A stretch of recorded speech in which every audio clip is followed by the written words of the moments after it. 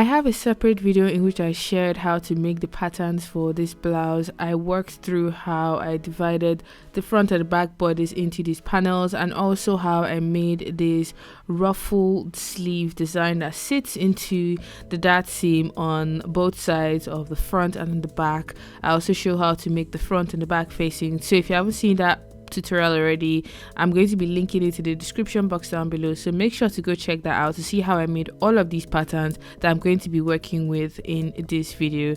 So now that we have the pattern sorted, we can go ahead and cut this blouse. I ended up using about 2 meters of fabric, 1 meter of this sort of tie-dye print that comes in blue and white. The shades of blue are sort of navy blue and a lighter shade of blue that I thought worked really well with the other fabric that I'm going to be pairing it up with. So they have similar weights, so they work well together in combination. And like I said, I got 2 meters of the lighter blue one, but I ended up using just 1 meter. You also need some interfacing to stiffen your front and back facings. You also need a long zip. I decided to challenge myself and actually sew an invisible zip into the center back of this blouse, because I think invisible zips can be very lovely and flattering on when done correctly. So I've gone ahead and I've pinned down my ruffle pattern. I folded my fabric in half, so this is double layer, so I'm cutting the 2 ruffles in one go.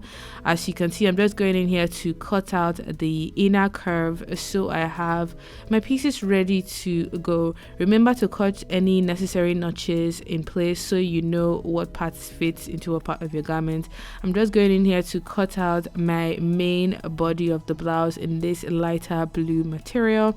I'm just cutting out my fronts, my backs, and all other points. Like I said, remember to cut your notches along the bust, along the waist, along the armhole, so when the pattern pieces are removed and you have your main fabrics, you can tell what side is the front and where your waistline sits and so on. So I have my ruffle piece here. I have 2, 1 to go on each side, the left and the right. I have my center front piece, which I cut in a fold, so it's just 1 piece that sits on the middle of the front of the blouse. I have my 2 front side pieces that go on the left and on the right hand side. I have my center back piece and my side back pieces, 2 of them each, so when everything is stitched up together, you have a whole back piece that can be fitted to the front. So once all those pieces are done, I went ahead to cut my facings, my fronts and my backs. And the facings, I decided to fuse to some interfacing so it stays nice and flat along the neckline of your blouse.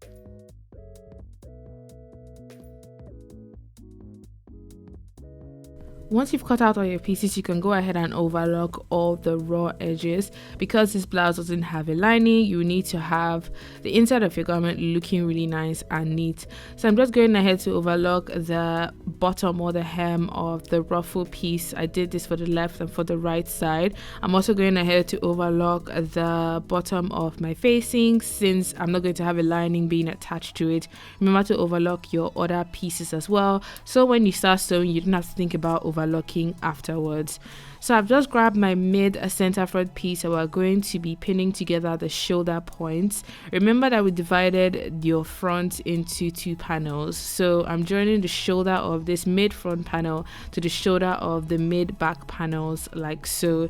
The idea is you want to join all the shoulder pieces together so you can fix the ruffle pattern piece, or you can fix the ruffle bits into the seam on the side.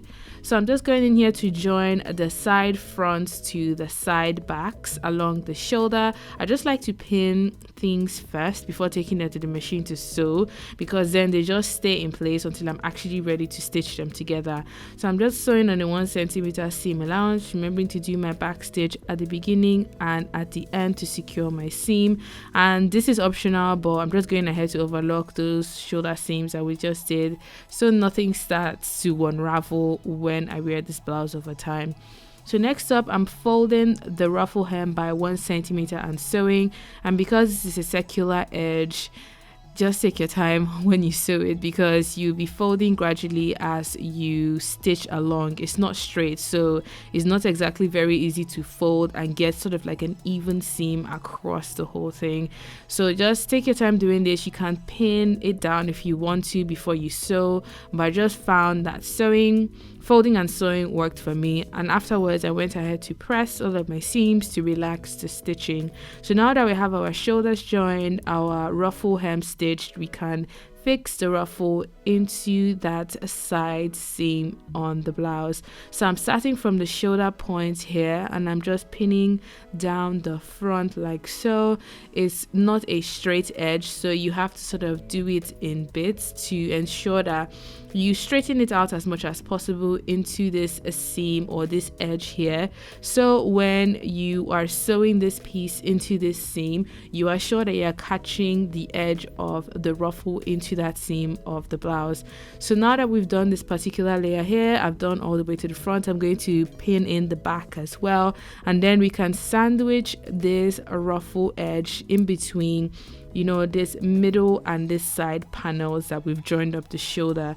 So I like to start from the shoulder because it's sort of like the middle point, and then I pin down the front, and then I pin down the back, so I know that once everything is pinned in place, it is ready to be stitched up all together. After doing this for this side, you go ahead and repeat the same on the other side of the blouse. So we have both sides ready to be fixed in place. I'm just finishing up this particular edge like so, and I'm just doing that all the way to the bottom of the back. So once that is done, I'm going to get my other ruffle piece and I'm going to pin it into the other side. I'm going to sandwich it in between the other side of sort of like the side of the front and the side of the back that is joined up of the shoulder, and then we're going to be sewing this up on a 1 centimeter seam allowance from the beginning all the way to the end. So I'm just going to take this to my domestic machine, and I'm going to be sewing with a normal straight stitch, regular tension, because this is a woven fabric that is fairly stable. I'm just sewing like so, ensuring that I catch the edge of the ruffle in between this seam here. I forgot to actually overlock the inner edge of the ruffle, so just remember to do that for your piece as well, or you can go ahead and overlock this seam again so that you don't have any raw edge or loose thread showing from this side of your blouse. So I'm going to finish this seam with a back stitch to ensure it doesn't unravel, and I'm going to iron all my seams open just to relax the stitching. So this is what the blouse is looking like. It's looking really beautiful. I'm so glad I decided to play with print and plain and just sort of like, I don't know, have fun like I always like to do when it comes to sewing. I say if you don't want to have the stitching of your ruffle showing, you can go ahead and cut a pair for each side and then back it out before stitching it into that side seam, and then you don't have any sort of stitching or overlocked edge showing. But I didn't have that much fabric to do that, but if you want to do that, you have the freedom to do so as well. So next up, I'm just overlocking the armhole, which goes from the front all the way to the back, and I'm going to do this on both sides. And once that is overlocked, I can go ahead and fold that armhole edge by 1 centimeter and stitch it up just to finish the armhole of my blouse that sits underneath of the ruffle. So I decided to pin this first before sewing, because I know once it's pinned, that fold is sort of going to hold its place while I sew. Some people like to do like a loose stitch by hand to ensure that they have the exact width of seam allowance, but the pin does it for me. So I do that for the left and for the right hand side, and once those armholes are nicely folded and sewn, we can go ahead and join the side seam. And because we've overlocked the side seam edges, we don't need to think about finishing off our side seams once we've stitched them up. So I've pinned both left and right side seams together, and we're going to be sewing on a 1 centimeter seam allowance, remembering to do our back stitch at the beginning and at the end to finish off the side seam of the blouse really nice and beautifully. So once that is done, give it a nice press and you can go ahead and attach your zip. Today I'm going to be working with an invisible zip, and I decided to work with white because I thought it worked really well with the white in the tie-dye print. So when I fix invisible zips, I like to zip it open all the way to the end and then flip this side that matches with that side of the garment like so, and then do the same with the other side. So you have the raw edge of your center back matching with the edge of the zip tape that doesn't have any teeth. I don't know if that makes sense, but let me just show you what it looks like close up. So when you sew invisible zips, you want to fold out the zip tape as flat as possible and stitch as close as possible to the teeth. Don't get too close because then you won't be able to zip like move the zip head, but just get as close as possible so when it's finished it literally cannot be seen. That's why it's called invisible. So I'm using a special footer here which I got from Amazon, and it's really like slender, so it allows me to sew as close as possible to the teeth of the zip.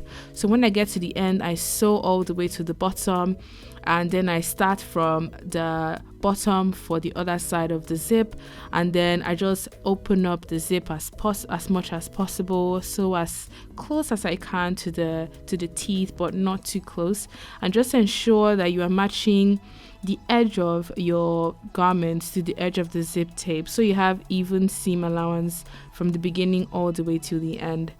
I hope you guys just understood the explanation, but that's how I sort of fix invisible zips into seams. So when I get to the top, I remember to do my back stitch to just keep that zip in place and to keep my seams secure. So to close off the bottom of that center back seam, I will go back in with a seam allowance of about 1.5, just something a little bit wider than what you fixed your zip on, and then starting from the bottom, you sew up until you reach the very end of your zip. Because the zip was a little bit shorter than the like center back length, you have a little bit of room to finish off the bottom of your zip. As you can see, it's not perfect. The waist is a little bit like not great, but we're getting better, we're getting there. So next up, we're going to be sewing our facings. I'm just pinning together my front and back facings, putting right sides together so we can join up the shoulder and then have one full piece that we can attach along the neckline to our blouse. I'm going to go ahead and sew the shoulder of the facings, left and the right hand side, on a 1 centimeter seam allowance using a regular stitch. Then we know this is ready to be fitted into the neckline of our blouse. So I'm just going to open up the zip on the center back so that gives me room. Then I'm going to turn this inside out, and then I'm going to open up the neckline so I can see the entire roundness and shape of the blouse. So starting from the shoulder, like I always like to do, I'm going to pin facing neckline to blouse neckline, putting right sides together. I'm going to also pin the center back edges together, because what that does is it helps to finish off sort of that top center back and top back edge of your blouse. And I'm just going to pin this all the way around for the left, right and the front of the blouse. So I'm going to take this to my machine and I'm going to start sewing from one end, turn towards the neckline, sew all the way around till that gets to the other edge like so. So I'm using my narrow footer like I did with my invisible zip, because that just gives me a lot of wiggle room. And then when I get to this edge, I'm going to turn towards the center back neckline and start sewing around. I'm sewing on a 1 centimeter seam allowance around the neckline, and I sewed on a 0.5 seam allowance for the sort of center back top edge. And I'm just sewing in the front neckline like so, working my way up the shoulders and up to the other side of the back neckline. And then when I arrive at this other back edge, I'm going to sew down the top back, sort of finishing off that edge of the garment. So I'm just cutting off the edges on this side like so, so that gives me a way to turn this inside out. But before I turn that inside out, I'm just going to do a tiny edge stitch that is about 0.3 centimeters that joins the seam allowance to the facing on the inside of the neckline of your blouse. And what this will do is to help to keep the facing on the inside and prevent it from sort of folding over when you wear your blouse with time. So I'm just going to go ahead and finish off this seam like so and go on to work on my hemline. So first off, I'm just overlocking the entire hemline of the blouse, keeping my seams nice and open. And then once I'm done doing that, I am going to fold the hem by 1 centimeter and sew.